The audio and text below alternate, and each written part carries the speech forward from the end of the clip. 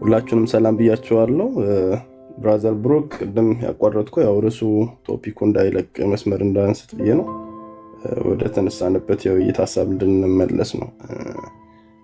ምናልባት እኔ መሀል ላይ ነው የመጣሁት፣ ግን ውይይቱ ዋና ነጥብ ሀሳቡ ወንጌል ለኦርቶዶክሳውያን፣ ለሙስሊሞች ወይም ደግሞ ከወንጌላውያን ህብረት ውጭ ላሉ ሰዎች አይሰበክ፣ እስከዛ እሱን መስበክ አቁመን የሆነ የቤት እድሳት ብቻ እናድርግ የሚል አይደለም። ልቡ ግን ወንጌል ከሰበክን በኋላ ሰዎች ሲመጡ መቀበያ የሚሆን ግራውንድ አለን ወይ፣ እንደ ቤተ ክርስቲያን ተዘጋጅተናል ወይ፣ ለሚመጣው ነገር ዝግጁ ነን ወይ የሚል ነው። እንደገና ደግሞ በእኛ የአኗኗር ስርዓት ምክንያት የወንጌሉንስ ጉልበት አልያዝነውም ወይ፣ ወይም ወንጌሉ ጉልበታም እንዳይሆን አላደረግነውም ወይ? ምክንያቱም ጉዳዩ የእውቀት አይደለም፣ የሎጂክ አይደለም፣ የመንፈሳዊ ስራ ነው። መንፈሳዊ ስራ ላይ ስራ ካልተሰራ ስብከት በራሱ መለወጥ አይችልም። ወይም ደግሞ አነቃቂ ንግግር ነው የሚሆነው። ከአነቃቂ ንግግር የሚለየው መንፈሳዊ መሆኑ ነው፣ እግዚአብሔር ተኮር መሆኑ ነው፣ ወንጌል ተኮር መሆኑ ነው፣ መጽሐፍ ቅዱስ ተኮር መሆኑ ነው። ስለዚህ እነዚህ ጉዳዮች በቤተ ክርስቲያን ውስጥ አስቀድሞ መኖር አለባቸው። ለምሳሌ የሞራል ዝግጅት ቤተ ክርስቲያን ያስፈልጋታል። የሞራል ዝግጅት ቤተ ክርስቲያን ያስፈልጋታል ስንል ምን ማለት ነው? በቅድስና ቤተ ክርስቲያን መመላለስ አለባት። ያው ቤተ ክርስቲያን ስንል እኛን ማለታችን ስለሆነ በቅድስና የምንኖር መሆን አለብን። ሰዎች ህይወታችንን አይተው ወንጌልን ሊቀበሉ ስለሚገባ ማለት ነው። ወንጌሉና ህይወታችን ካልተጣጣመ፣ የምንኖረውን ህይወትና የቤተ ክርስቲያን መልክና የምንሰብከው ስብከት ካልተጣጣመ ሰዎች ያንን ወንጌል ሊቀበሉት አይችሉም። ብዙ ጊዜ ነው የምንለው፣ ባለፈው ዘመን ብዙ ሰዎች ጌታን ያገኙት፣ ብዙ ሰዎች ወደ ጌታ ቤት የመጡት ወንጌሉ ስለተሰበከላቸው ብቻም ሳይሆን የሰሙት ወንጌልን የሚኖሩ ደግሞ ታማኝ ክርስቲያኖች በቤተ ክርስቲያን ስለነበሩ ነው። በስደት በመከራ ውስጥ በመውጣት በመውረድ ውስጥ በተለያየ ሁኔታ ውስጥ ሻይን የሚያደርግ ህይወት፣ ለሌላው የሚያብረቀርቅ ህይወት ስለነበረ ነው። መጽሐፍ ቅዱስም እኛ የዓለም ብርሃን እንደሆንን የዓለም ጨው እንደሆንን ጣዕምና ብርሃን ወደ ዓለም ይዘን የምንሄድ መሆናችን ስለሚናገር ያ ህይወት በእኛ ውስጥ መገኘት አለበት። ያ ህይወት በእኛ ውስጥ መገኘት አለበት። ታማኝነት በእኛ ውስጥ መገኘት አለበት እና ቤተክርስቲያን ከዚህ አንጻር የሞራል ዝግጅት ያስፈልጋታል። በመካከላችን ያለው ነውር የሆነን ነገር እያድበሰበስን፣ ነውር የሆነን ነገር ችግር የለውም የጓዳ ገበና ነው የውስጥ ገበና ነው እያለን እየሸፋፈንን ወንጌል ብንሰብክ ያ ነውር የሆነው ነገራችን ይሸታል፣ መጥፎ ጠረን ያለው ሰውን አያስጠጋም፣ የሚመጣውንም ሰው አያቆይም። ምክንያቱም መጥፎ ጠረን ባለበት ቤት ውስጥ ማንም ተረጋግቶና ሰክኖ መቀመጥ አይችልም። ሽታው ይገፋዋል፣ ያስወጣዋል። ስለዛ ውስጣችን መጥራት አለበት። በመካከላችን ያሉ ልዩነቶች መስተካከል አለባቸው። ጥላቻዎች መለወጥ አለባቸው። እርቅ መምጣት አለበት። ፍቅር መታየት አለበት። ስለዚህ ቤተክርስቲያን የሞራል ዝግጅት በደንብ ያስፈልጋታል። የሚመጡ ሰዎች ምን እንዲመጡና እንዲጸኑ ከኛ ጋር እንዲቆዩ ያንን የለወጠን ወንጌል ስለሆነ የምንሰብክላቸው ማለት የኔን ባለጌ አንደበት መለወጥ ያልቻለ ወንጌል እንዴት አድርጌ ነው ለሌላው የምሰጠው? ገባ? እኔ ከዓለም ስመጣ የለወጠኝን የቀመስኩትን ቅመሱ ነው አይደል ምስክርነቱ። ለዛ እኮ ነው ፒኤችዲ፣ ለዛ እኮ ነው ሁሉም ከቴዎሎጂ ትምህርት ቤት ተመርቆ መውጣት የሌለበት። ለመመስከር የእውቀት ብዛት የሎጂክ መደርደርና የጥቅስ ብዛት ሳይሆን ምስክሮች ነን። አድኖኛልና ዳኑበት፣ በልቼው ጣፍጦኛል፣ ቀምሼው ህይወቴን ለውጦልኛልና ቀመሱት ብለን የምንናገርበት ስለሆነ ያ ውጤት መታየት አለበት። ስለዚህ ቤተክርስቲያን ስትሪክትሊ የሞራል ዝግጅት ያስፈልጋታል ማለት ነው። በውስጣችን ያለውን ነውርና እርም የሆነ ነገርን ቤተክርስቲያን ማስወጣት አለባት እና ይህንን በጣም ከቤተክርስቲያን ወንጌል ከመስበክ እኩል መሰራት አለበት። ለዛ ነው የውስጥ ማንጻት፣ ውስጥን መስራት በጣም ያስፈልገው ማለት ነው። ሌላው ቤተክርስቲያን በዶክትሪንም በደንብ መዘጋጀት አለባት። የሚመጡ ሰዎች ትምህርት መማር አለባቸው። የሚመጡ ሰዎች ለሶሻል ሚዲያ ብቻ ፍጆታ መሆን የለባቸውም። በየትም በኩል ወንጌል በአንድም በሌላም ይሰበካል። በሶሻል ሚዲያም ይሰበካል፣ ባስም ላይ ይሰበካል፣ መንገድም ላይ ወንጌል ስርጭት በወጡ ሰዎች ይሰበካል። በቤተክርስቲያንም ተስፋ ቆርጦ የገባ ሰው ወንጌል ከመድረክ ሲነገር ሰምቶ ህይወቱ ይቀየራል። ወንጌል በተለያየ መንገድ ወደ ሰው ልጅ ይመጣል። በተለያየ መንገድ ይመጣል። ግን ቤተክርስቲያን ይሃ የመጣውን ሰው ይዛ ደግሞ የምታስተምረው የተዘጋጀ ደግሞ ትምህርት ያስፈልጋታል። ሰውየው መማር ስላለበት ማለት ነው። ከዛ አሁን ብዙ ጊዜ ሰዎች ከቤተክርስቲያን ይሸሻሉ። ቅድምም አንድ ልጅ እየተናገረ ነበር። ከቤተክርስቲያን ይርቃሉ ሰዎች እና ከቤተክርስቲያን የራቁ ሰዎች ብዙ ጊዜ ሲታዩ ራሱ ሰዎቹ ናቸው ጀጅ የሚደረጉት።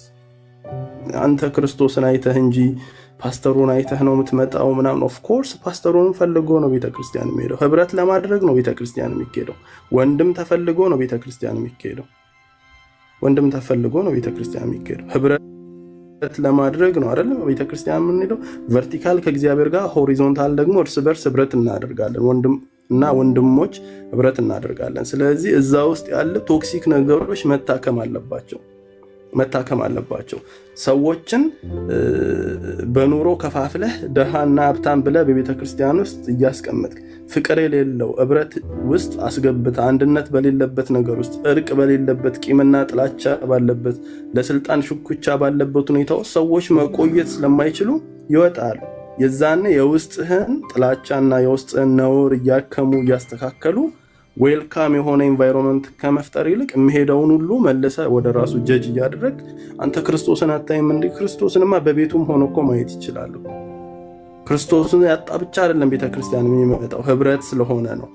የተወደደ ህብረት ስለሆነ ነው። የቤተሰብ ህብረት ስለሆነ ነው ወደዛ የሚመጣው። እና እንደ አይነት ጉዳዮች በጣም በቤተክርስቲያናችን ውስጥ ሜንቴን መደረግ አለባቸው። ሀብታሙም ድሃውም፣ የተማረውም ያልተማረውም የክርስቶስ ኢየሱስ የመስቀል ላይ ስራ የተዋጀ ህዝብ መሆኑ ታውቆ ትክክለኛ ቫልዩ እና ሪስፔክት ተሰጥቶት የምንገናኝበት ስፍራ መሆን መቻል አለበት። በዛ መንገድ ቤተክርስቲያን መስተካከል አለባት። ሌላው ደግሞ በጣም ምን ያስፈልጋል? ተግባራዊ ደግሞ ዝግጅት ደግሞ ቤተክርስቲያን ያስፈልጋታል። ተግባራዊ ዝግጅት ማለት ከዓለም የሚመጡትን ሰዎች ወደ ቤተክርስቲያን የተጨመሩትን ሰዎች አስተምራ ደቀ መዝሙር የምታደርግበት ተግባራዊ ዝግጅት ቤተክርስቲያን ያስፈልጋታል። አሁን የሆነ በጣም ነገሮቹ ይሯሯጣሉ። ኦፍኮርስ ዲጂታል ነው ሁሉ ነገር ማለት አጥቢያ ቤተክርስቲያን መጨረስ የምትችላቸውን ነገሮች እንዳለ እዚህ ዲጂታል እንትን ውስጥ ለመጨረስ እንታገላለን፣ እንሮጣለን። ግን ቤተክርስቲያን ደግሞ ሰዎችን በትክክል ይዛ ደግሞ ተግባራዊ በሆነ ዝግጅት ማስተማር አለባት ማለት ነው። የተለወጡ ሰዎች እንክብካቤ ይፈልጋሉ፣ ምንም የሚካድ አይደለም። ክትትል ይፈልጋሉ፣ ማደግ አለባቸው፣ መማር አለባቸው። ስለዚህ እሱን ቤተክርስቲያን በደንብ ማድረግ አለባቸው። ሌላው በጣም ኢምፖርታንትና ጠቃሚው ነገር ከወንጌሉ ጎን ለጎን እኩል ደግሞ መነገር ያለበት አሁን ላይ በፍጹም የማይነገር ደግሞ ነገር ምንድን ነው?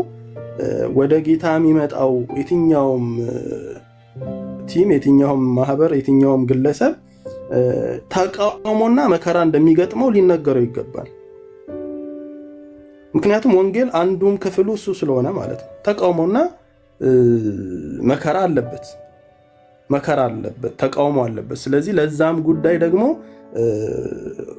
የሚመጣውን ሰው ቤተክርስቲያን ማዘጋጀት ማስተማር አለባት እና ጳውሎስም ለጢሞቴዎስ እንደዛ አይደል ያለው? ሁለተኛ ጢሞቴዎስ ምዕራፍ 3 ላይ እኮ ሲነግረው በእውነትም በክርስቶስ ኢየሱስ እግዚአብሔርን እየመሰሉ ለሚኖሩ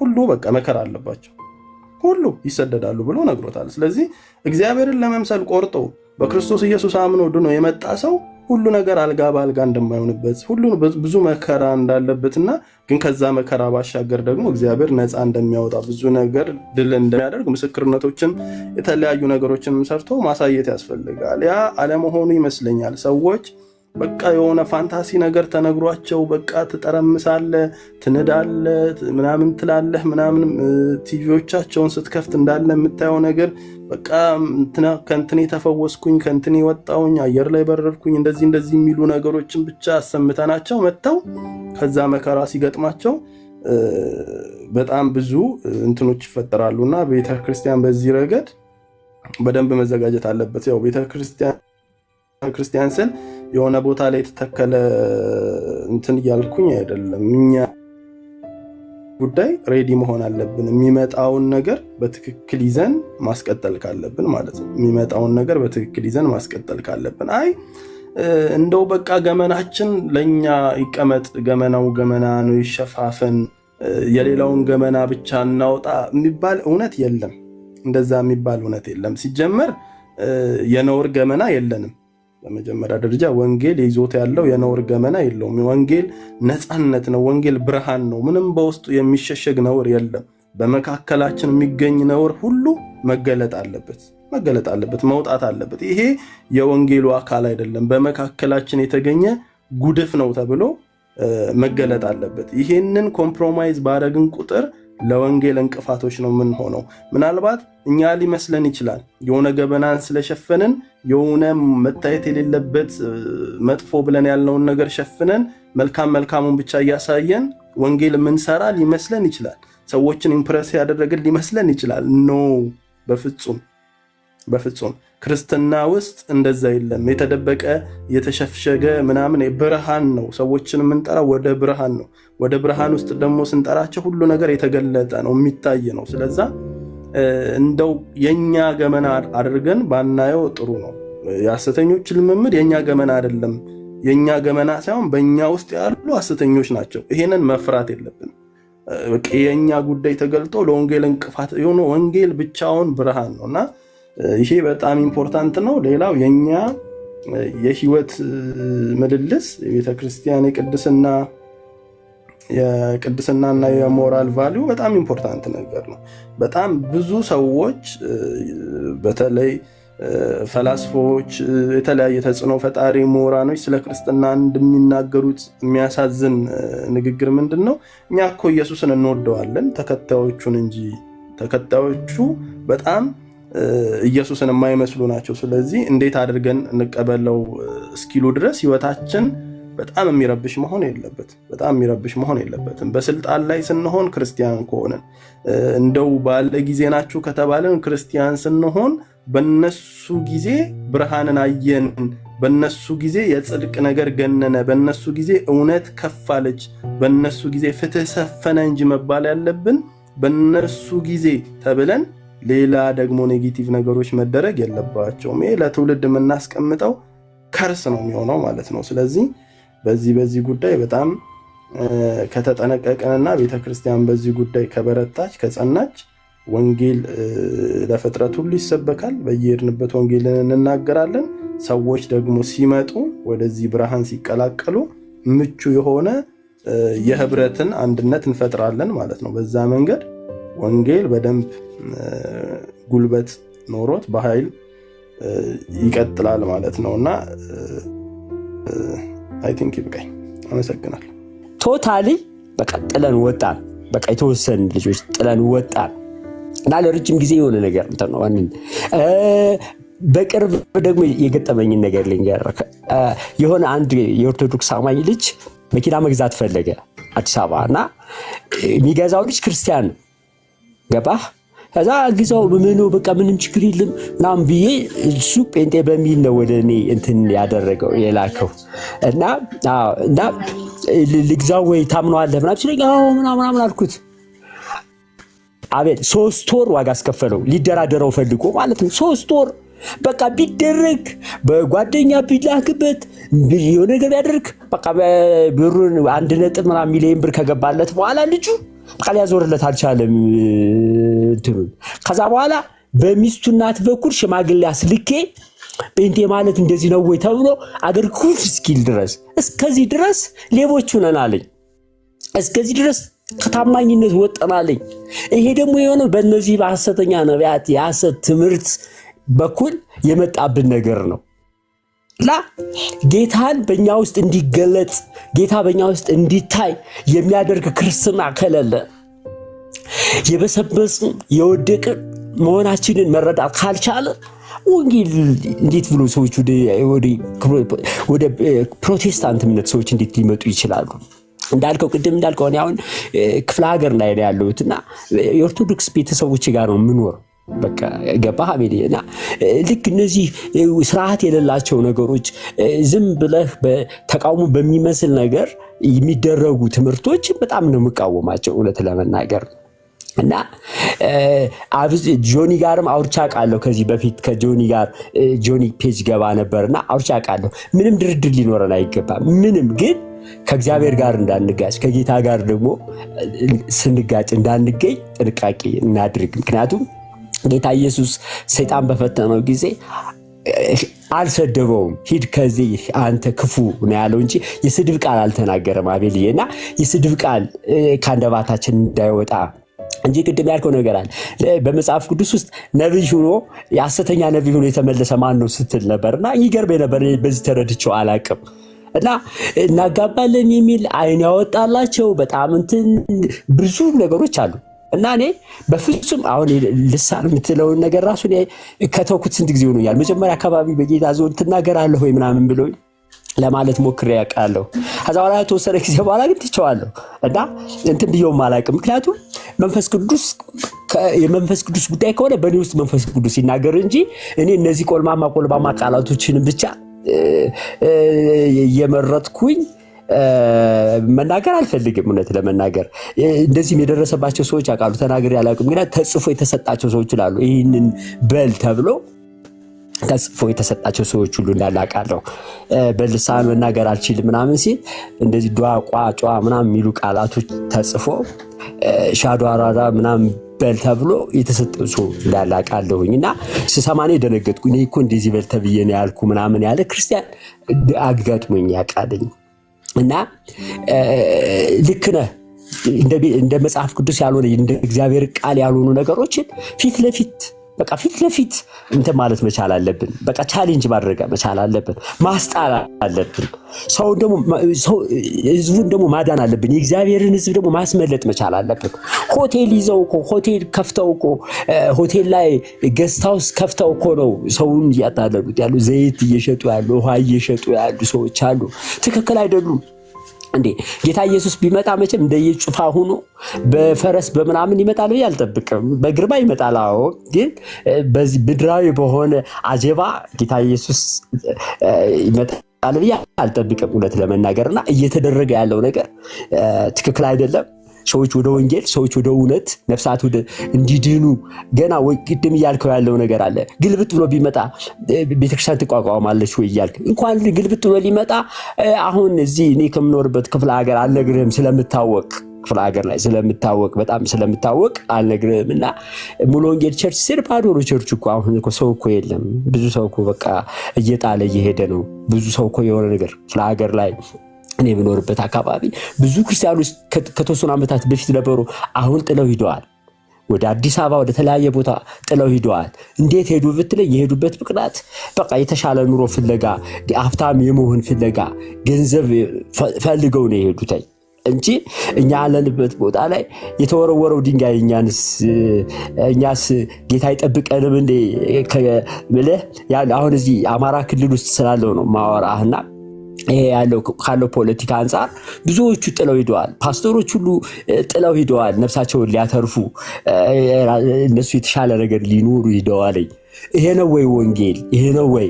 ይሄ ለዚህ ነው ወይ ጌታ ለዚህ ነው ወይ የሞተልን ነው ወይስ ምድራዊ ነው ዓላማችን? ምድራዊ ነው። ምድር ላይ ሀብታም እንድንሆን ከፈለገ እኮ ጌታ ወርቅ ያለበትን ማዕድን ያለበትን ቦታ እኮ ይነግረናል። እዚህ ቦታ ሄዱና ማዕድን ቆፍሩ። ግን ህይወት ሊሆንልን ሊበዛልን ነው ጌታ የመጣው እና ጌታን አብዝተን እንድንመገበው፣ ጌታን አብዝተን እንድናቅ፣ ጌታን አብዝተን እንድንደሰተው የሚያደርጉ ትምህርቶችን ነው እኔ መማር የምፈልገው። እኔ አሮጌው ሰው ከኔ ተወግዶ እንዲወጣ፣ አሮጌው ሰው ከኔ እንዲጠፋ ነው የምፈልገው እንጂ የብልጽግና የሀብት ታገኛለህ፣ እንዲደረግልሃል፣ እንዲጨምርልሃል የሚባል ትምህርቶች መስማት አልፈልጋቸው። በእነዚህ ትምህርቶች ምክንያትም ነው እኔ የቀረውት አቤል። እና ከዚህ በፊት ግን በጣም ነበር የጅባረግህ ይህ ሰው ከምን ተነስቶ ነው እንዲህ የሚያደርግ ምናምን እያልኩ ኮሜንት ሁሉ ጽፌ ላቃለሁ። በቃ ከእግዚአብሔር ጋር ስትጠላ እንዳትገኝ ምናምን እያልኩ ብዙ ኮሜንት ጽፌ ምናልባት ላታያቸው ትችላለና እንደዚህ ጆኒ ጋር ግን ሁሉ በእርሱ ሆነ ነበር የሚለው የአካውንቴ ርዕስ አሁን ስለቀየርኩት ነውና ጆኒ ጋር ብዙ እንትን ገብቶበታል መሰለኝ። እሺ አመሰግናለሁ። ቴንክ ዩ ሼር ስላደረከን ሀሳብ። ያው እኔ ተናግሬ ልውጣ። ኢቫንጀሊስት ትናገራለህ። ከቸርች በመቅረት ዙሪያ ላይ ብቻ ትንሽ በሚገርም ሁኔታ አሁን ቤተክርስቲያን ከሚሄድ ፕሮቴስታንት ያልተናነሰ ቁጥር ያለው ቤት ውስጥ የተቀመጠ ፕሮቴስታንት አለ። በልዩ ልዩ ምክንያት ግን አብዛኞቹ ምክንያት የሚሰጡት ከአገልጋዮቹ ካራክተር አንጻር ነብይ ከምትለው ፓስተር ከምትለው ወንጌላዊ ከምትለው አስተማሪ ነው ከምትሏቸው ቤተክርስቲያን ውስጥ ካለው ዘረኝነት፣ ገንዘብ ላለውና ለሌለው ከሚደረግ ኢፍትሐዊነት፣ እድል ከማጣት ከብዙ ነገር አንጻር ቤተክርስቲያን ካለመጠየቅ የሚቀሩ የማይጎበኙ ሰዎች የሀብታሙ ቤት ፓስተር ነብይ የሚባሉ ሰዎች 3-4 ጊዜ ሀብታም ቤት ይሄዳሉ። ወዬ ኤልያና እንኳን ደህና መጣች ሰላም ልነታል እና ሀብታሞቹ ቤት ሄደ ይጠይቃሉ። ምን ይላሉ? ምስኪን ድሆች፣ ማይጎበኙ ሰው የማይፈልጋቸው ድሆች እኛን እግዚአብሔር አየንም ወይ ፓስተር አየንም ብለው ከቸርች ተቆራርጠው የሚቀሩ በቁጥር ቤተክርስቲያን ከሚሄደው ቁጥር ጋር ያልተናነሰ ሰው ቤቱ ተቀምጦ ተስፋ በመቁረጥ ከህብረት ወጥቷልና እነዚህ ሰዎች የሚመለሱበትን እድል ቤተክርስቲያን ቀድማ ብታመቻች ባይ ነኝ። እውነቴን ነው የምላችሁ። ወንጌልን ወደ ሌላው ከመስበክ ባለፈ ያሉትን መጠበቅ ወንጌል አይደለም ወይ? ለምሳሌ ኦርቶዶክሶችን ኑ ወደ ፕሮቴስታንት ኑ ወደኛ ኑ የኛ ትምህርት ጥሩ ነው ሰውን ከማምለክ ውጡ ምናምን ምንላቸውን ከምንላቸው በላይ ቤታችን ውስጥ ስላሉት ሰዎች ለምን አንሰራም? ቤታችን ያሉትን ሰዎች ለምን ኢየሱስን እንዲመስሉ አናቆያቸውም፣ አናኖራቸውም? እና ይህን ነገር ማሰብ አስፈላጊ ነው እንደ ፕሮቴስታንት ብዬ አስባለሁ። ኢቫንጀሊስት ቀጥል። አንተም ደግሞ ወደ ቤተክርስቲያን ብትመለስ ደስ ይለኛል ወንድም አለ ከልጆች ጋር ራስህን ብትመለስ። እሺ አቤላ ሰላም ላንተ ይሁን። በእርግጥ በሩቅ ነው ማቀህ በሩቅ ልወቅ እንጂ አንድ ወዳጅ ያለ ከአንተ ጋር የሚተዋወቅ ወደ ይስሐቅ ሸዋንግዛው የሚባል በሱ በኩል ስለአንተ ሰምቻለሁ። ደግሞም ረጅም ጊዜ አያለሁ ቪዲዮዎችን አያለሁኝና እኔም በዚህ በተነሳው ሀሳብ ላይ ጥቂት ነገር ለማለት ያለው አብዛኛውን ተብሏል። ሐሰተኛ ነቢያቶችን መንካትና ወይም ደግሞ እነሱን ሐሰተኛ ናቸው ለማለት እኔ ሌላ ምን ነገር ነው የሚያስፈልገን? ማን ፍቃድ እስኪሰጠን ማን እውቅና እስኪሰጠን ነው መጠበቅ ያለበት የሚለውን ጥያቄ መጀመሪያ አነሳለሁ። ለተቺዎች ነው ይሄንን የምጠይቀው። ለምን ይነካሉ? ለምን ትተቿቸዋላችሁ? ለምን ትናገራቸዋላችሁ?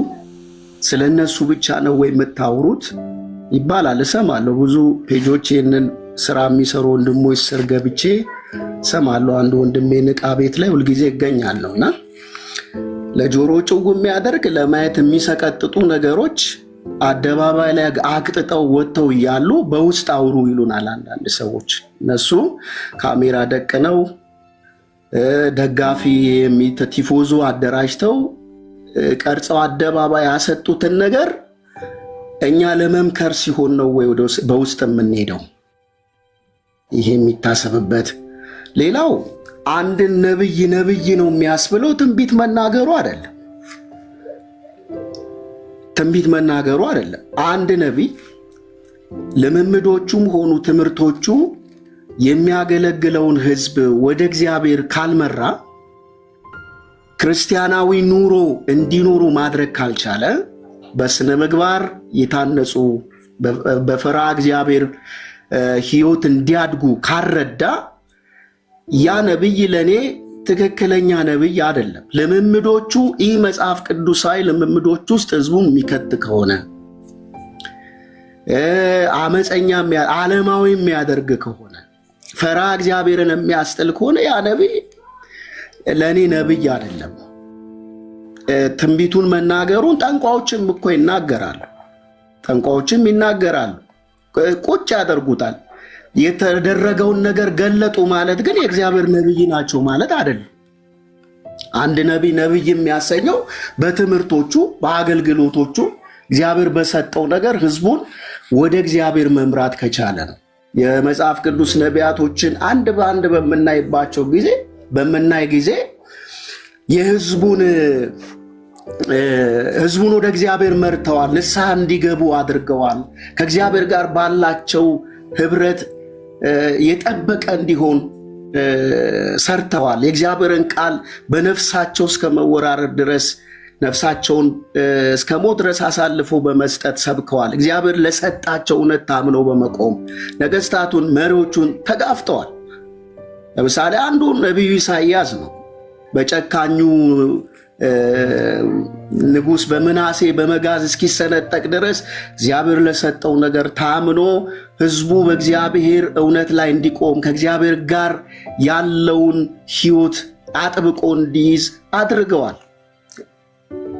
የዚህ ዘመን ነቢያቶችም በአገልግሎታቸውም በትምህርታቸውም ህዝቡን ወደዚህ ካላመጡ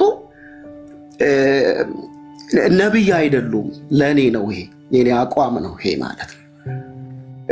ማማሲያ የሚሸጡ የአሮን በትር የሙሴ በትረ መንግስት እያሉ ማማሲያ የሚሸጡ አበሳና መከራን ያጥባል እያሉ ሳሙና የሚሸጡ ሽቶ የሚሸጡ ሞገስ ይሰጣል። እነዚህ በምን መለኪያ ነው የእግዚአብሔር ነቢያት የሚሆኑት?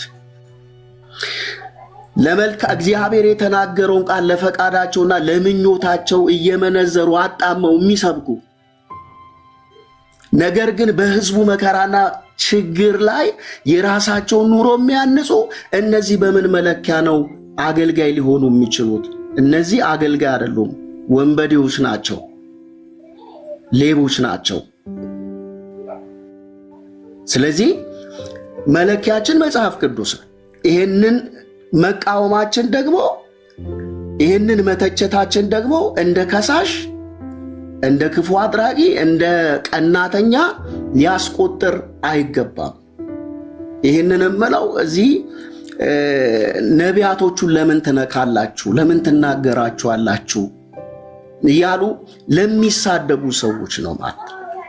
ስለዚህ አቤል አንተ እንዳልከው አሁን በክርስቶስ ቤተክርስቲያን ውስጥ ትልቅ ስራ ይጠይቀናል። በጣም ትልቅ ስራ፣ ውጪ ካለው ይልቅ ውስጥ ላይ ያለው ነገር በጣም ትልቅ ስራ ይጠይቃል። ትልቅ መጋደል ይጠይቃል። ትልቅ ማለት አሁን ስራ በዝቷል። ቤት ውስጥ ያለው ነገር ቀላል ነገር አይደለም። ለመስማት ለማየት የሚሰቀጥጥ ነገር ነው። ወንጌል መስበክ በአደባባይ ነው። አደባባይ ወንጌል ሰባኪን ያው ይሴን ታውቀዋለህ። ከይሴ ጋራ ነው የምናገለግለው። ሰዎች ሁሉ እስኪሞግቱን ድረስ ሰዎች ሁሉ መጀመሪያ ራሳችሁን አጽሉ እያሉ አስቆመው እስኪተቹን እስኪከላከሉን ድረስ አደባባይ ላይ አፋፋችንን እስኪሉን ድረስ የመናገር አቅም እንኳን እያሳጡን ያሉት። እነዚህን ካልተቃወምንና ካልተቸናቸው በምን አይነት ነው ልናስቆማቸው የምንችለው? በምን አይነት መንገድ ነው እነዚህን ከቤተ ክርስቲያን ጎልጉለን የምናወጣው? ሌላው መንገድ አለው ወይ? እነሱ ሲሰሩት ላላፈሩት፣ ሲሰርቁ ላላፈሩት፣ ሲዋሹ ላላፈሩት እነሱ ሌባ ናችሁ፣ ውሸታም ናችሁ ማለት ምንድን ነው የሚያሳፍረው? ሐዋርያትስ ይህንን አላደረጉም ወይ? እኛና መንፈስ ቅዱስ ተስማምተናል ብለው ቤተ ክርስቲያንን ለማዳን አልደነገጉም ወይ? ጳውሎስ የመጨረሻ ውሳኔው ሆኖ ለሰይጣን አሳልፌ ሰጠውስ አላለውም ወይ? ቤተ ክርስቲያን ውስጥ የነበረውን ክፉ አድራጊ አባቶች ህዝቡን ለመጠበቅ ከተኩላ ለማዳን መመሪያ አልሰጡም? አልተቃወሙም? የዛሬዋስ ቤተ ክርስቲያን ይሄንን ማድረግ የለባትም ወይ? እስከ መቼ ነው እነዚህን ወንበዴዎች የምንከላከለው? የመጨረሻ ይሄንን ብዬ ልጨርስ። መጽሐፍ ቅዱስ እንደዚህ ነው የሚለው። መዝሙር 119 ቁጥር 63 ላይ እኔ ለሚፈሩህ ትእዛዝንም ለሚጠብቁ ባልንጀራ ነኝ ይላል። የእግዚአብሔር ሕዝብ ራስን ጠይቅ። የማን ባልንጀራ ነህ? ከማን ወገን ያለኸው? ከማንስ ወገን ነው እየተሰለፍን ያለ ነው? ይህንን የምትተቹ ይህን ለምን ትተቻላችሁ የምትሉ ሰዎች የማን ወዳጅ ነው መሆን እየሞከራችሁ ያላችሁት? ራእይ መጽሐፍ ምዕራፍ 18 ቁጥር 4 ላይ ሕዝቤ ሆይ በኃጢአቷ እንዳትተባበሩ ከመቅሰፍቷም እንዳትቀበሉ ከእርሷ ዘንድ ውጡ ነው የሚል። ከእነዚህ ሰዎች መቅሰፍት ጋር ላለመካፈል፣ ከስራቸው ፍሬ ላለመካፈል፣ እነሱን መቃወም ትውልድን ለማዳን ከትምህርታቸው ከልምምዳቸው እንዴ እነሱን እኮ መቃወም አይቻልም። እነሱን ተቃወምኩ ማለት በቡድን ተደራጅተው እኮ ነው የሚመጡት። ተደራጅተው ይመጡባል፣ ስምን ያጠፋሉ፣ ያሳድዱሃል። መቃወም አትችልም። ቀደም አንድ እህት ስትናገር ነበረ። አንድ ወንድም ለምን በውስጥ አይመከሩም? ቢመከሩ አይመለሱም ወይ? አቤል ጥሩ መልሰህላታል። ተመልሰውም አያውቁም በታሪካቸው። ዛሬም አይመለሱ ለስህተታቸው ጥቅስ ነው የሚያዘጋጁት። ለውድቀታቸው ከውድቀታቸው መመለስ አይፈልጉም። ተሳስታችኋል መባል አይፈልጉም።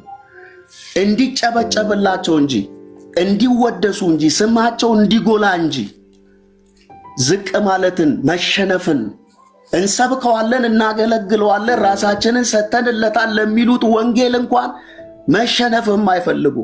ወንጌል ኖረን እድሜን ሰጠውት ዕውቀቴን ሰጠው ነገሬን ሰጠው የሚሉለትን የእግዚአብሔርን ሥራ እንኳን ለሱ ዝቅ የማይሉ ማይሸነፉ ወርቅ የማይወዱ ፍቅር የሌላቸው ጨካኝ ተበቃይ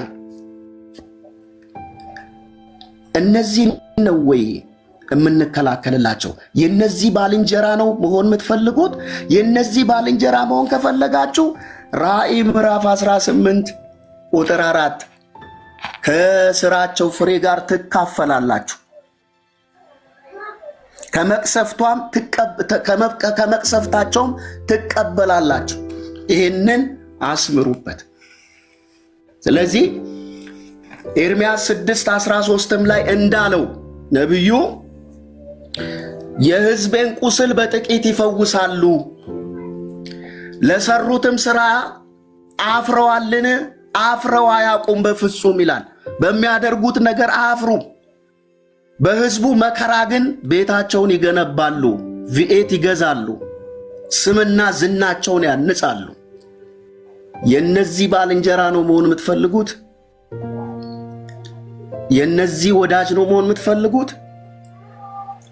እነዚህ ሰዎች ጋር ወንጌል የለም። እነዚህ ሰዎች ጋር በፍጹም ወንጌል የለም። በፍጹም ማለት ነው። ስለዚህ ባለ በሌላ አቅም እግዚአብሔርንም ጸጋ ለምነን በአንድ ሐሳብ በአንድ ልብ ሆነን እነዚህን ወንበዴዎች በቻልነው አቅም ይህን ስራቸውን ነው እነሱን ሰውን እኛ አንጠላም። ለምን እንጠላለን? ክርስቶስ የሞተለትን ሰው ስራቸውን ነው የምንቃወመው። አንድን ሰው መቃወምና ስራውን መቃወም ይለያያል። እኛ ሰው መሆናቸውን አይደለም የምንቃወመው፣ ስራቸውን ነው የምንቃወመው። በትንቢቶቻቸው ሰው ገለዋል። የሚሞተውን ሰው ትድናለህ ብለው የሚድነውን ሰው ትሞታለህ ያል እንዴ! ስለዚህ እነዚህን ሰዎች ካልተቃወምን ማን ነው ይቃወመው? ሙስሊሞቹ ናቸው መጥተው የሚቃወሙልን? ኦርቶዶክሱ ነው መጥተው የሚቃወሙልን? እኛንን ቤታችንን ማጽዳት ያለብን፣ እኛንን የራሳችንን ቤት ማስተካከል ያለብን ማለት ነው። ስለዚህ እንደ እግዚአብሔር ቃል ነገሮችን እየመዘንን የምንደግፈውንም የምንቃወመውንም መለኪያችን የእግዚአብሔር ቃል ነው ሊሆን የሚገባው ማለት ነው። ስንደግፍ በምክንያት ስንቃወምን በምክንያት መጽሐፍ ቅዱሳዊ ነው ሊሆን የሚገባው። ስለዚህ ሰውን መቃወምንና ደግሞ ተግባርን መቃወም ለይተን በቃ ሰዎችን በስራቸው እንቃወማቸዋል። ልክ ያልሆነው ልክ ነው እንላል። ይህ ለማንም ብለን አይደል። አመሰግናለሁ አቤሌ፣ ተባረክልኝ። ጆዬ በዚያው አጋጣሚ ሰላም፣ እግዚአብሔር ይባርካችሁ፣ ተባረኩልኝ። ቴንኪው በጣም ተባረክ ኢቫንጀሊስት፣ በጣም ጌታ ይባርክ፣ በብዙ ጸጋና ሞገስ ይብዛለት። በጣም ደስ የሚል ነገር ነው የተናገርከው። የመጨረሻ እንግዲህ ቅዱሳን የተወደዳችሁ በመጀመሪያ አንድ ነገር ወቁ። የክርስቶስ ኢየሱስ የሆናችሁ ከሆናችሁ ቅዱሳን ተብላችሁ ተጠርታችኋልና በኑሯችሁ ሁሉ ቅዱሳን ሁኑ። ቅዱሳን ስለሆናችሁ ነው የምትቀደሱት። ባይዘዌ ከሁሉ ነገር እና የኒቆላውያንን ስራ መጥላት፣ የኤልዛቤልን መንፈስ መጥላት የቅዱሳን እድል ፈንታቸው ነው። በኤልዛቤልና በኒቆላውያን መጠላት ደግሞ እድል ፈንታቸው ነው። እስከ መታረድ፣ እስከ መገደል የእግዚአብሔርን ሰዎች የምታስገድል የምታሳርድ ናት ኤልዛቤል። እሷን በራእይ ላይ ታገኟታላችሁ። መንፈሱ አለ። አሁን እናንተ ኢየሱስ ስላሉ ብቻ ማን ኦፍ ጋድ ናቸው ትላላችሁ። ጳውሎስ ያሳሰበን አንድ ነገር አለ። እንደ አንዲት ንጽሕት ለአንድ ወንድ እንደምትታጭ እናንተን ለክርስቶስ አጭቻችኋለሁ። ምናልባት ሐሳባችሁ ለክርስቶስ ካለው ቅንነት ተበላሽቷል ብዬ ሰጋለሁ። የሚመጣውም እኛ አልሰበክነውን ሌላ ኢየሱስ ቢሰብክላችሁ፣ ያላገኛችሁትን ሌላ መንፈስ ብትቀበሉ፣ ሌላ ወንጌል ብትቀበሉ በመልካም ትታገሱታላችሁን? እኛን ሊመስሉ የሚፈልጉ ተንኮለኛ ሰራተኞች የሐሰት ሐዋርያቶች ይላቸዋልና፣ አያችሁ እንደ ንጽሕት ድንግል ለክርስቶስ መለየት ማለት ከዚህ ዓለም ቁሳቁስ ይልቅ ዝርግፍ ጌጣችን ኢየሱስ ነው። ወርቃችን ኢየሱስ ነው። እስኪ ማናችሁ ወርቃችሁ ሊሰርቃችሁ ሌባ በቤታችሁ ገብቶ በተመሳሳይ ደግሞ ሊሸውዳችሁ ብዙ ነገር ሲያደርግ ፍቅር የምትጫወቱና ትዕግስት የምትጫወቱ ማናችሁም አይደላችሁ። አንድ ነገር ልንገራችሁ፣ የዚህ ዓለም ነገር ምንም ነገር ቢወሰድባችሁ እንዳያማችሁ።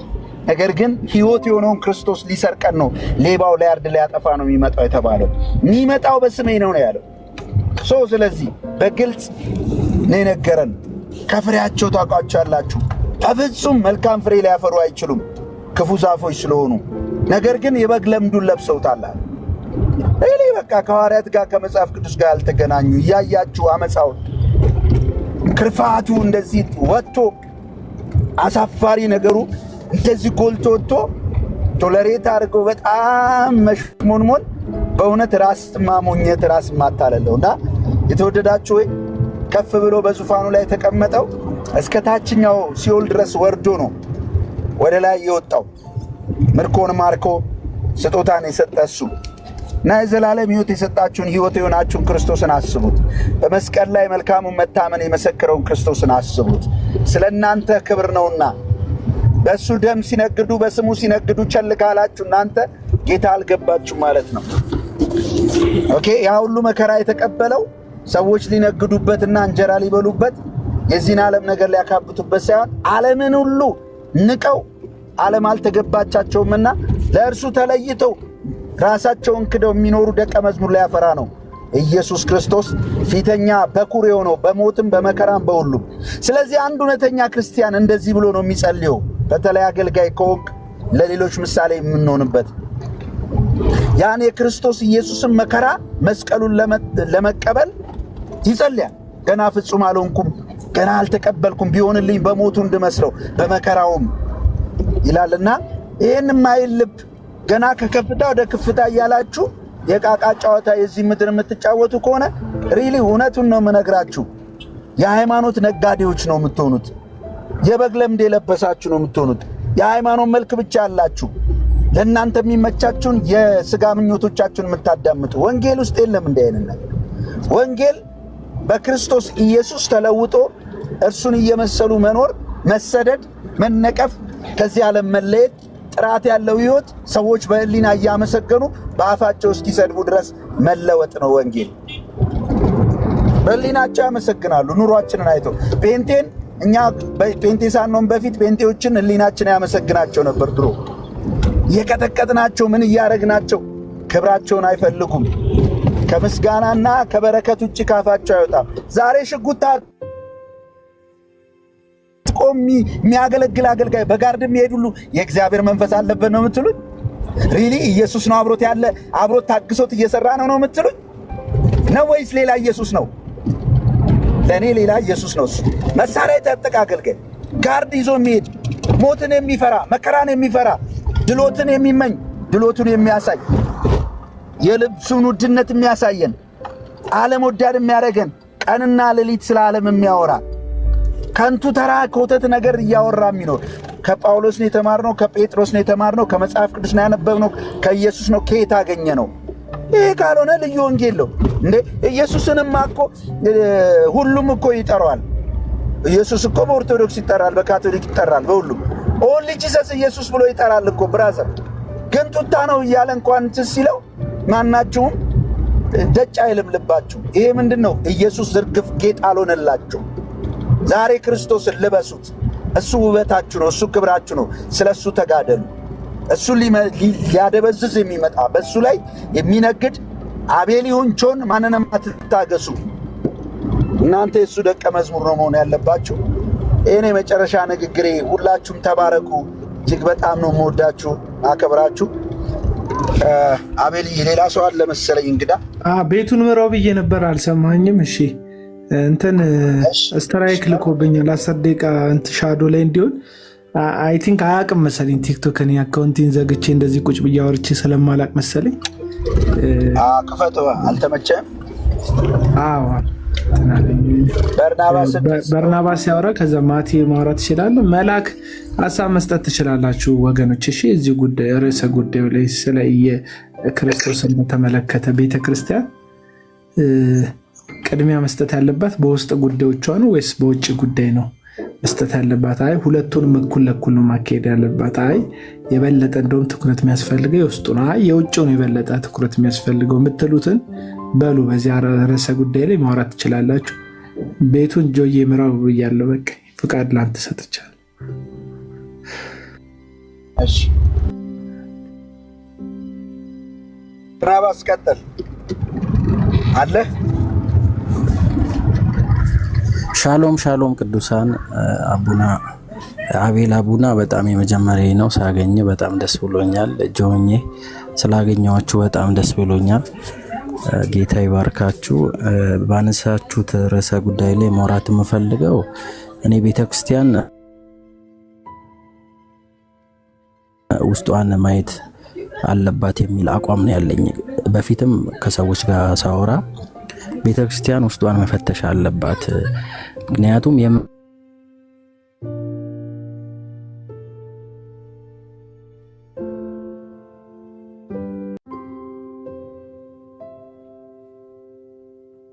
መጡ ሰዎች እኔ አሁን ብዙ ያመጧቸው አደበት ሲሰበረውና ስለዚህ አዳዲስ ነብሳቶችን ማምጣት ምንድነው ትርጉሙ? ቸርች መውሰዱ ኢቭን እነሱን አዳዲስ ነብሳትን ይዞ ደህንነት አስተምሮ አስጠምቆ ለጌታ መንግስት ማብቃት ይቅርና ያሉትም አማኞችን በስርዓቱ ጥሩ አይነት መንፈሳዊ ጉብኝት አያደርጉላቸውም። ከዚህ የተነሳ በጣም ልባቸው የሚጨውና ቤተክርስቲያን ራሷን መፈተሽ መቻል አለባት። የሁል ጊዜ ጥያቄ ነው። አሁን አንዳንድ ዲቤቶችን አያለው ነው ትክክለኛ ወደ ክርስቶስ ነው ሰው መምጣት ያለበት እንጂ ወደ ጴንጤነት ጎትቶ ማምጣቱ ከጥቅሙ ይልቅ እኔ ጉዳቱ ነው የሚታየኝ። እንደው አትሊስት የትኛውም ተቋም ላይ ይኖር ኢየሱስን እንዲያቅ ከዘላለም ፍርድ እንዲያመልጥ የዘላለም ሕይወት እንዲኖረው ማሳየት ተገቢ ነው ብዬ ነው ማምነው እና ቤተክርስቲያን ራሷን መፈተሽ መቻል አለባት። እኔ አሁን አክቹአሊ ብዙ ጊዜ ነብሳት ይሄ በቃ ምሰብካቸውን ወይ ደግሞ እንትን ወንጌል ምነግራቸውን ሰዎች ካመጣዋቸው በኋላ የትኛው ቸርች ከዛ ቸርችም የወሰኳቸው ልጆች እንደገና ከቸርች ወጥተው ያልሆነ ህይወት ውስጥ ደሞ ስታይ በጣም ልብ ይሰበራልና ዞሮ ዞሮ ውስጧ መፈተሽ አለባት የሚል ሐሳብ ነው ያለኝ። ስላገኛችሁ በጣም ደስ ብሎኛል። ተባረኩ። በጣም ወዳችኋለሁ። ቴንክ ዩ በርናባስ ተባረክ። ማቲ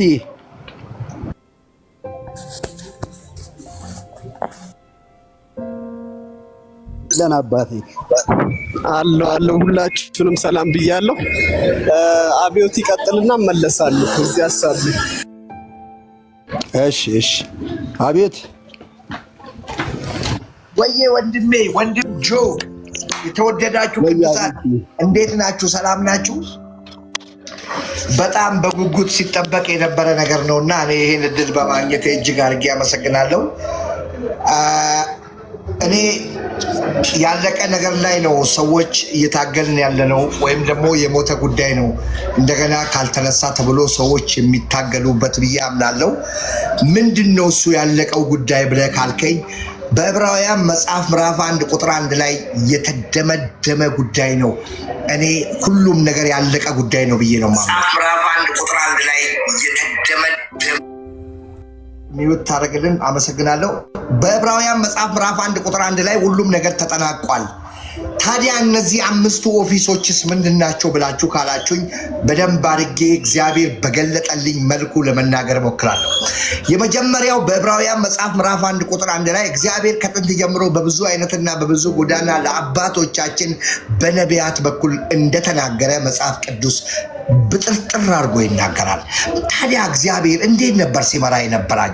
በቀጥታ በነቢያቶች፣ በቀጥታ እግዚአብሔር በሰዎች ህዝቡን እየመራ ነበረ። መልእክቶች ይመጡ ነበረ። የሚደረጉ ነገሮች በሙሉ የሚሆኑት የነበረው ሙሉ በሙሉ በነቢያቶች መካከለኝነትና በመላእክቶች የሚደረግ ምሪት ነበር።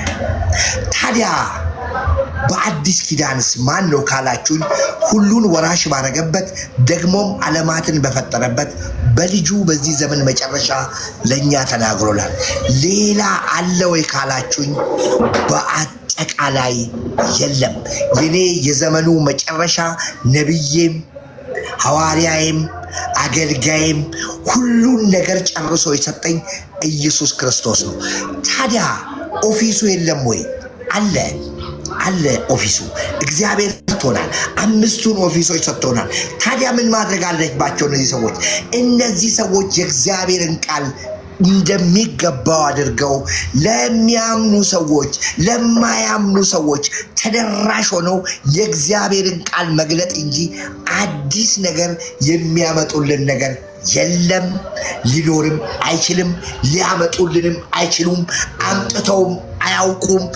ይሄ የመጀመሪያው ተጠያቂዎቹ ብዬ የማምነው በየቤቱ በየምዕመኑ ያሉት መሪዎች ጋር ነው ችግር ያለው።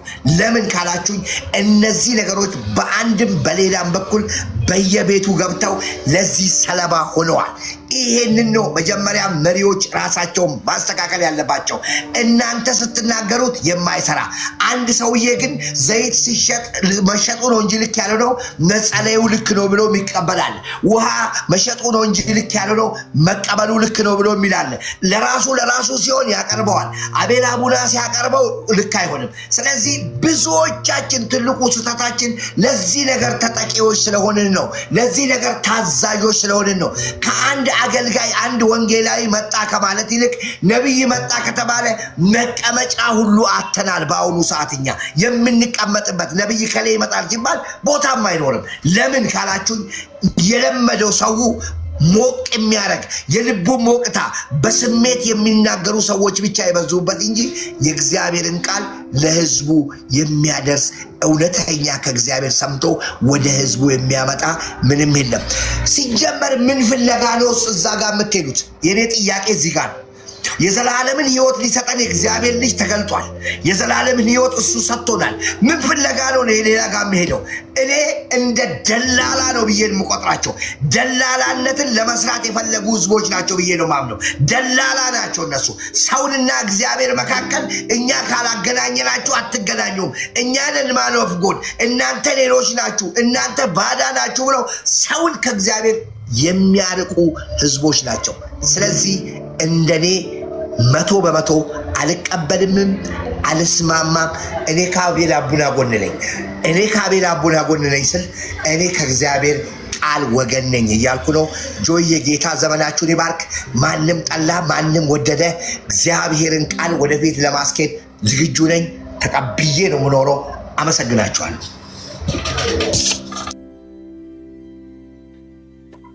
ተባረክ። አቤቱ ጌታ ኢየሱስ ይባርክ። ማቲ አሁን ይመቻል? ጆዬ ድምጼ ይሰማል አይደል? ይሰማል። እሺ፣ ቴንክ ዩ ሶ ማች እድሉን ስለሰጣችሁኝ አመሰግናለሁ። ሰላም ብያለሁ። ጆዬ አቤላ፣ ከላይ አብዮት፣ ከላይም ያላችሁ ከታችም ያላችሁ ሁላችሁንም ሰላም ብያለሁ። የጌታ ጸጋ ሰላም ይብዛላችሁ። የተነሳው ሐሳብ መወራት ያለበት ሐሳብ ነው። ሐሳቡ መወራት ያለበት ለምንድን ነው? ጸጋ ልዩ ልዩ ነው። ልዩ ልዩ የሆኑ ጸጋዎችን እግዚአብሔር በቤተ ክርስቲያን ውስጥ አስቀምጧል። ሰዎች በተሰጣቸው ጸጋ መሰረት አገልግሎታቸውን የማገልገል ጥማት መሻት ሲያረጉትም ደስ የሚላቸው ያ ነገር ነውና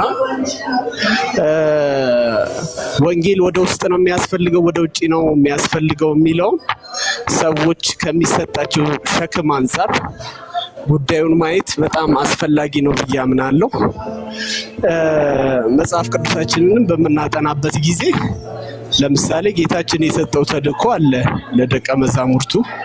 ታላቁ ተልእኮ የምንለው በማቴዎስ ወንጌል ምዕራፍ 28 ቁጥር 20 ላይ ያለው ወደ ዓለም ሁሉ ሂዱ ወንጌልንም ለፍጥረት ሁሉ ስበኩ የሚል ትእዛዝ አለ። ይሄ የጌታችን ትእዛዝ ሊቋረጥ የሚችልበት ምንም ጊዜ ሊኖር አይገባም። ጌታችን እስኪመጣ ድረስ ያለማቋረጥ ወደ ዓለም የሚለው ቃል ወደ ውጪ የሚልን ቃል የሚያሳይ ነው። ስለዚህ ወንጌል ላልደረሳቸው ሰዎች ጌታ ኢየሱስን የሕይወታቸው ጌታና አዳኝ አድርገው ላልተቀበሉ ሰዎች ይሄንን ወንጌል መመስከር መንገር ተልኳችንም በዋናነት የምንኖርለትም ነገር ይሄ ነው። ስለዚህ ወንጌል ወደ ውጭ የሚለው ነገር በእኔ ልብ ውስጥ 100% እና መቋረጥ የሌለበት ነገር እንደሆነ አምናለሁ። ለዚህ ደግሞ ወንጌልን የሚሰብኩ ሰዎች በልዩነት አጠቃላይ ሁሉም ወንጌል መስበክ አለበት በሄደበት በመናገር ብቻ ሳይሆን በህይወቱም ክርስቶስን ማሳየት አለበት ብዬ አምናለሁና መጽሐፍ ቅዱስ የሚነግረን ያን ነው። ስለዚህ ሰዎቹ በህይወታቸውም ይሁን በሚመሰክሩት ስለ ኢየሱስ በሚናገሩትም ነገር ይሄንን ወንጌል ያስተላልፋሉ። ይሄ ጌታ እስኪመጣ ድረስ የሚቀጥልና የማይቋረጥ ነገር ነው። በሌላ በኩል ሁልጊዜ የምናወራው የውስጥ ጉዳይ ነው። አሁን የውስጥ ጉዳይ ወደ ውጭ ወንጌል እንዳይሰበክ እንቅፋት የሆነው የውስጥ ጉዳይ ነው። ግን የውስጥ ጉዳያችን ወደ ውጭ ወንጌል እንዳይሰበክ እንቅፋት ስለሆነ ወንጌል ወደ ውጭ የሚለውን እስቲ ገታ እናድርገው የሚባል ጉዳይ አይደለም። ትእዛዛዊ ቃል ስለሆነ ግን ውስጥ ያለው የበለጠ በተሰራ ቁጥር የበለጠ ወደ መስተካከል በመጣ ቁጥር ያው የኢትዮጵያ ቤተክርስቲያን ታድሶ ያስፈልጋታል ብዬ ነው የማምነው። አጥር የግቢያቸው አጥር ፈርሶ አጥር አለ ማለት አይቻልም። የግድ አጥር አለ ለመባል ያ የፈረሰው ነገር መታደስ አለበት እና እምነታችንም ላይ በድፍረት እንዳንናገር የእውነት የመዳን መንገድ ይሄ ነው እንዳንል የፈረሱ ነገሮች አሉ። እነዚህን የፈረሱ ነገሮች ያመጡት ደግሞ ሐሰተኛ ነቢያት፣ ሐሰተኛ አስተማሪዎች፣ የነዚህ ሐሰተኛ ነቢያትና አስተማሪዎች ደግሞ ወዳጅ የሆኑ ቁጥር ስፍር የሌላቸው አንዳንዶቹ በብሔር የተደራጁ አንዳንዶቹ በወዳጅነት የተደራጁ ሰዎች በየስፍራው አሉ። ስለዚህ ፕሮቴክት ያደርጓቸዋል፣ ይከልሏቸዋል፣ ይሸፍኗቸዋል። የነሱ መኖር ይሄ የፈረሰው ነገር እንዳይነሳ እንቅፋት ሆኗል። በመሰረቱ ያው ቤቱን የሚያጠራው ጌታ ነው። አንዳንድ ጊዜ ለጌታ አሳልፈን እንሰጣለን ነገሮችን። ጌታ ደግሞ በእኛ ውስጥ መናገር የሚፈልገውን ነገር ሰዎችንም ሳንፈራ በመንግስት ደረጃ ለምን አይሆን? ስለ ወንጌል፣ ስለ እውነተኛ ወንጌል፣ ስለ ጽድቁ ወንጌል ሐሰተኞችን ስለማጋለጥ ሐሰተኛ ነው ከሌለ ማለት መጽሐፍ ቅዱስ መመዘኛ ስላለ በዛ መመዘኛ መሰረት ነው ለማለት ከየትኛውም አቅጣጫ የሚመጡብንን ነገሮች ተቋቁመን መስራት ይኖርብናልና ደግሞ ይሄን ነገር እያደረግን ለሚደርስብን ነገር ሁሉ እግዚአብሔር ኃላፊነቱን በህይወታችን ላይ ይወስዳል። አንዱ አገልግሎት ደግሞ መኪና መንዳትና ቤት መግዛት ሳይሆን ዋናው ወንጌል ለወንጌሉ ዋጋ መክፈል ነው። እንደውም የሚታየው የሚተመነው በዛ ነው። ሐዋርያቱ ወንጌላቸው የተተመነውና የታየው በዚህ መንገድ ነው። አንድም ወንጌላቸው የሰበኩት የተናገሩት ወንጌል በእነሱ መካከል ችግረኛና ደሃ ሰው እንዳይኖር አድርጓል። ብዙ ሰዎች እየበሉ የሚያድሩ እየጠጡ የሚያድሩ የማይታረዙ ሰዎች እንዲፈጠሩ ምክንያት ሆኗል። ወንጌል ራሱ ሰውም ከሰው ጋር ስለሚያገናኝ ማለት ነው። ሁለተኛው ደግሞ በሐዋርያቱ የተሰበከው ወንጌል በምንመለከትበት ጊዜ ቃሉ ላይ የተመሰረተ አይነት ህይወትን ነው ሲኖሩ የነበረው። ነገሮቻቸውን የሚፈትሹት በእግዚአብሔር ቃልና ቃል ብቻ ነው። ስለዚህ ይሄን የሐዋርያት ትምህርት ተቀብለናል የምንል ሰዎች ደግሞ በዛ መንገድ በዛ አቅጣጫ መሄድ በጣም አስፈላጊ ነገር ነው። ስለዚህ ለዚህ ወንጌል የሚያስፈልገውን ዋጋ እነሱ እንደከፈሉት ለክርስቶስ ወንጌል እኛም ለወንጌሉ የሚያስፈልገውን ዋጋ እንከፍላለን። ወንጌል ለእንጀራ ሳይሆን ለዳቦ ሳይሆን ወንጌል ለህይወት ነው። ስለዚህ ለህይወት ስንኖር ደግሞ ህይወትንም እንደሚያስከፍል ማሰብ ያስፈልጋል ማለት ነው እና ወደ ውስጥ ያለውም ነገር በጣም መሰራት አለበት። ሲጀምር ወንጌል እኮ ወደ ውጭ ብቻ አይደለም፣ ወደ ውስጥ ነው። ወንጌል የዳንበት ብቻ ሳይሆን የምንኖርበትም ጭምር ነው። ተተክለን የምንኖረው ራሱ በወንጌል ነው። ከወንጌል ውጭ ምን ሊያኖረን ይችላል? ጳውሎስ ለቆሮንቶስ ሰዎች የጻፈው ደብዳቤ እኮ ወንጌል ነው። የተጻፈው ግን ለአማኞቹ ነው። ጳውሎስ ለተሰሎንቄ ሰዎች በዳግም ምጽአት ጉዳይ ላይ በመከራ ውስጥ እንዴት ማለፍ እንዳለባቸው፣ ስለ ዳግም ምጽአቱ ስለ ስራ መስራትና መትጋት እንዳለባቸው፣ በእጆቻቸው ስራ መብላት እንዳለባቸው ያስተማረው እኮ ወንጌል ነው። ከወንጌል ውጭ ሌላ ምንም ሊሆን አይችልም። ገላትያ ላይ ሐሰተኛ አስተማሪዎችን ሐሰተኛ መምህራንን የተቃወመበት መንገድ ወንጌል ነው። ከዚህ ውጭ ወንጌል የለም። ስለዚህ ወደ ውስጥ የሚሰበከው ወንጌል መሆኑን አማኝ ነን ብለን የምናስብ ሰዎች የእግዚአብሔር ቃል ነው ባለስልጣን እና ከቃሉ በታች ለሆነ ነገር እንደ ጉዳያችን ብለን ስንከራከር ራሳችንን ማግኘት የለብን።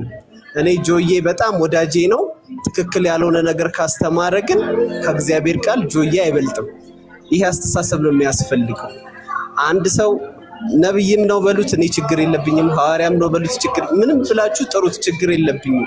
ከእግዚአብሔር ቃል ያፈነገጠ ምልልስና አደራረግ ሲያደርግ ተው የሚል አካል ከውስጥ ያስፈልጋል፣ የሚከለክል አካል ከውስጥ ያስፈልጋል። ወደ ውጭ ያለው ወንጌል እንዲሮጥና እንዲሄድ እንዲበዛ የግድ ከውስጥ ያለው ነገር እየተስተካከለ መምጣት አለበት። ስለዚህ እዚህ ውስጥ ያላችሁ ሰዎች ይሄ እኔ የምናገረውን ነገር የምትሰሙ ሰዎች ወንጌል ወደ ውጭ ብቻ ሳይሆን ወደ ውስጥም መሆኑን አውቀን የወንጌል ተጻራሪ የሆኑ ልምምዶችን፣ አካሄዶችን በምትመለከቱበትና በምታዩበት ጊዜ በጭፍን አይነት አመለካከት ሐሳብ ከመስጠት ይልቅ የነቃ አእምሮ እንዲኖረን ይሄ መጽሐፍ ቅዱሳዊ ነው። በመንፈስ መሆን ማለት አእምሮ መጣል ማለት አይደለም። ስለ አእምሮአችን ራሱ መጽሐፍ ቅዱስ ሲናገር በሮሜ መጽሐፍ ምዕራፍ 12 ቁጥር 1 ላይ በአእምሮአችሁ መታደስ ተለወጡ ይላል። ይሄ አእምሮአችን ትራንስፎርም መሆን አለበት፣ መለወጥ አለበት። የተለወጠ አእምሮ ያስፈልገናል። በጣም በመንፈሳዊ ነገር በተለይ የሚያገናዝብ ነገር ያስፈልገናል። ሁል ጊዜ የተዘጋጀን ሰዎች መሆን አለብን። የነቃን ሰዎች መሆን አለብን። ግልገል እንደሆንን ህይወታችንን ጨርሰን እንድንሄድ የእግዚአብሔር ፍቃድ አይደለም። በህይወታችን ውስጥ እያደግን እንድንመጣ ወደ በግነት እንድናድግ ሁል ጊዜ ተማሪ ሆነን እንድንኖር የእግዚአብሔር ፍቃድ አይደለም። አስተማሪዎች ደግሞ ሆነን ሌሎች ትውልድን የምናስመልጥ ወንጌል ተቀባዮች እንድንሆን የእግዚአብሔር ፍቃድ ነው። መንፈሳዊ ነገርን በዚህ ልክ ነው መተርጎም ያለብን።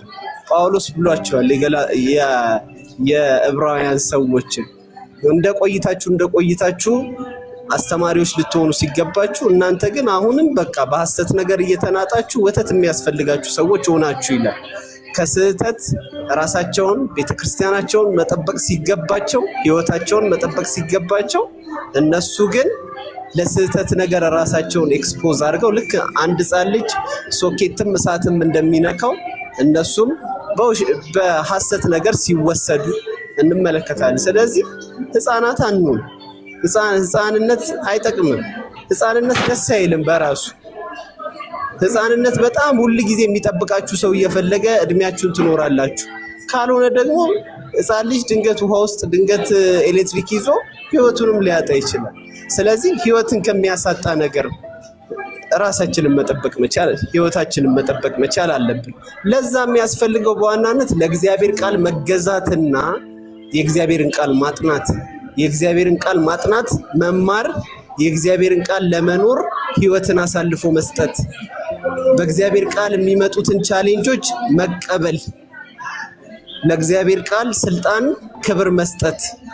ከተንበረከክን ለሐሰተኛ ጠንቋዮች ሳይሆን ለዘይት ሻጮች ሳይሆን ለጨው ሻጮች ሳይሆን ከተንበረከክን ልንበረከክ የሚገባው ልንገዛ የሚገባው ዝቅ ልንል የሚገባው ልንሰግድ የሚገባው ለእግዚአብሔር ቃል ክብር ነውና እኔ ወንጌል ወደ ውስጥም ወደ ውጭም 100% አስፈላጊ ነው። ሲጀመር ክርስትና ውስጥ ከገባን የምናመጣቸውንም ሰዎች በወንጌል ነው የምናመጣው።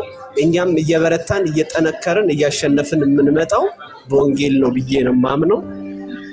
ቴንክ ዩ ሶ ማች ስላዳመጣችሁኝ አመሰግናለሁ። ጌታ ይባርካችሁ። ተባረክ ማቲ፣ ቆንጆ ሀሳብ ነው የሰጠን። እግዚአብሔር ይባርክ።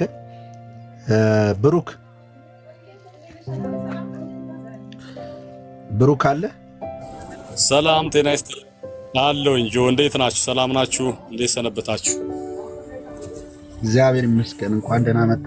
ቀጥል። ያው ሀሳቡን ሰምተሃል አይደል?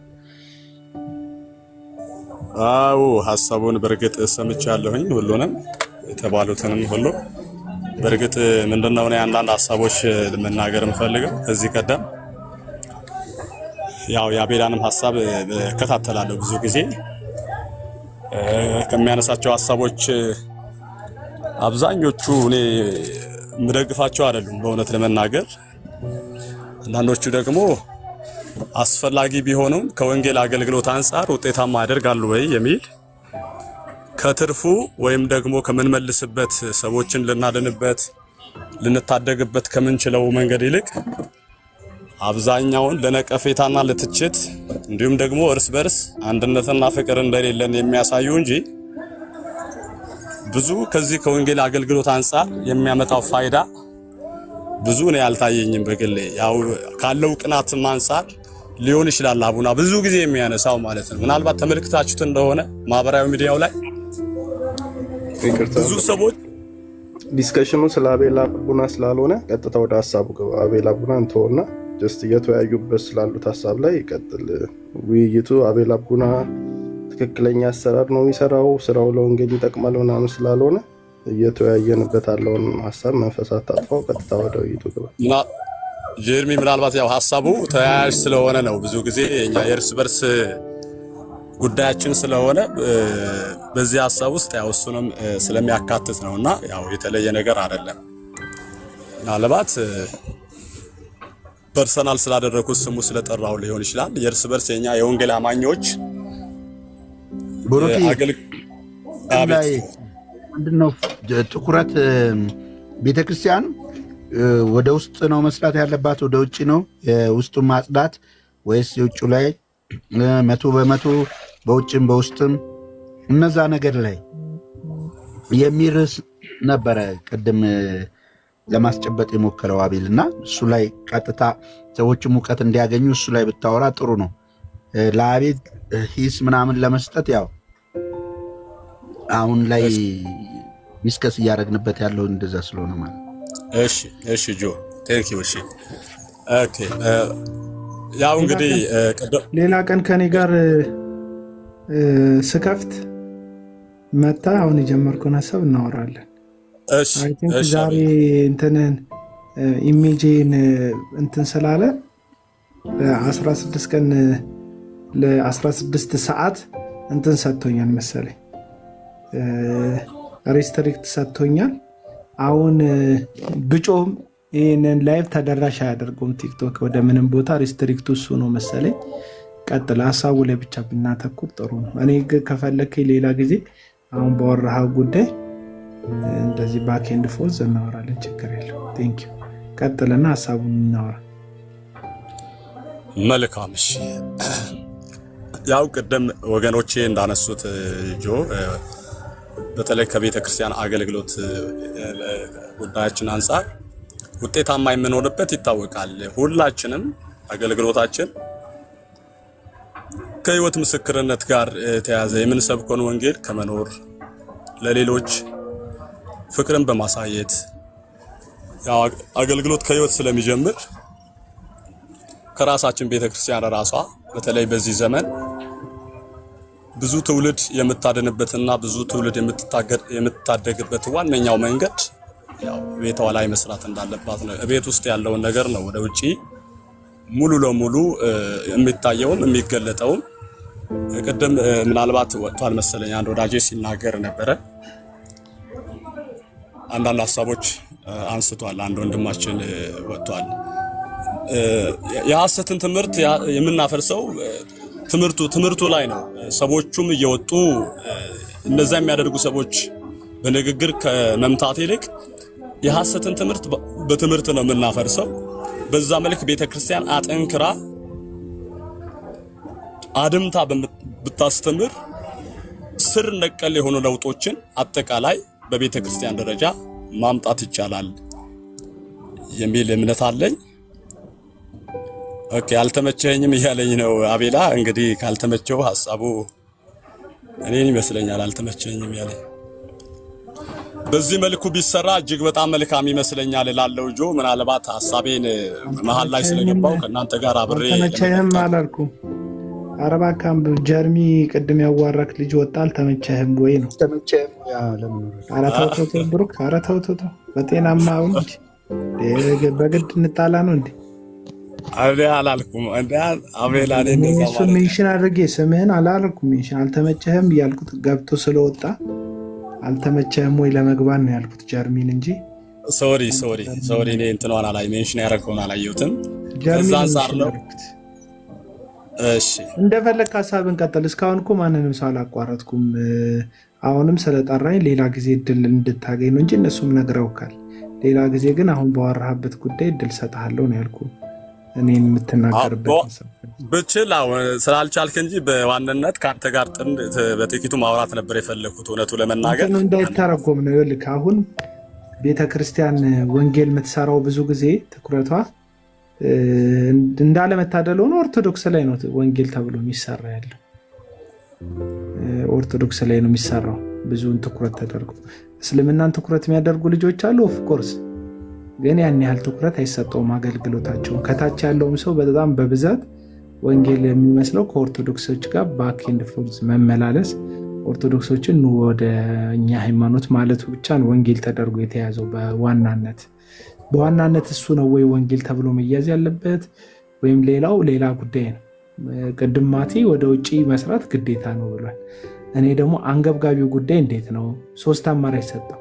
ቤታችንን አጽድተን ተዘጋጅተን ሰዎችን ብንጠራ ወይም ኑ ብንል ነው የሚሻለው ወይስ ቤታችንን እያጸዳን ደግሞ ውጭውንም ደግሞ ብንሰራ?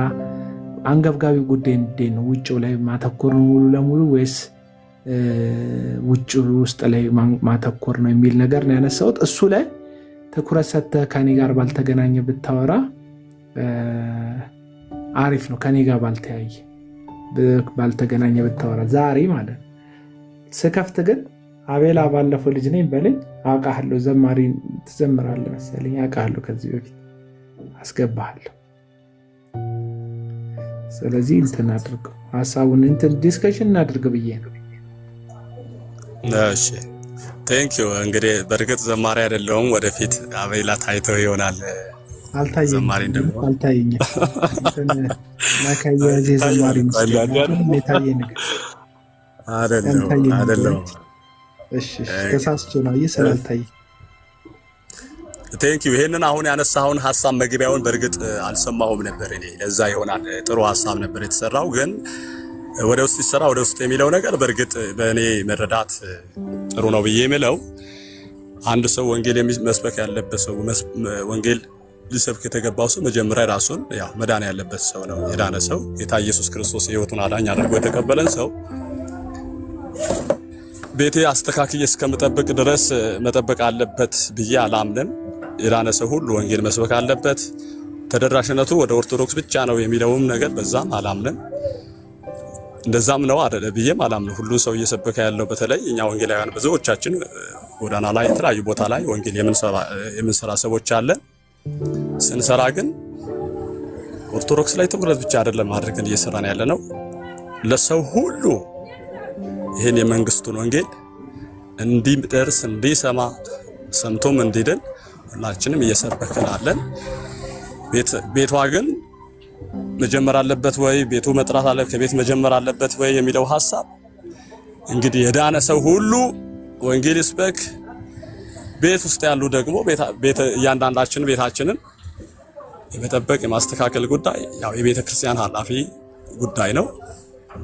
ዋናው ነገር ግን ወንጌል በዚህም በዚያን ግን ይሰበክ የሚል እምነት አለኝ። በየትኛውም ሁኔታ ውስጥ እየጠፋ ሲኦሉ እየገባ ያለውን ሰው ቤቴ እስከ ማስተካከል ድረስ እስከዛ ድረስ ወንጌል ተረጋግቶ ቤቱ ይስተካከል፣ ከዛ በኋላ ወደ ቤታችን ይዘን እንምጣ የሚለው ነገር ብዙ ውጤታማ ያደርጋል የሚል እምነት የለኝም። ሌሎቻችሁም ጨምሩበት መልካም ነው ላለው ቴንኪዩ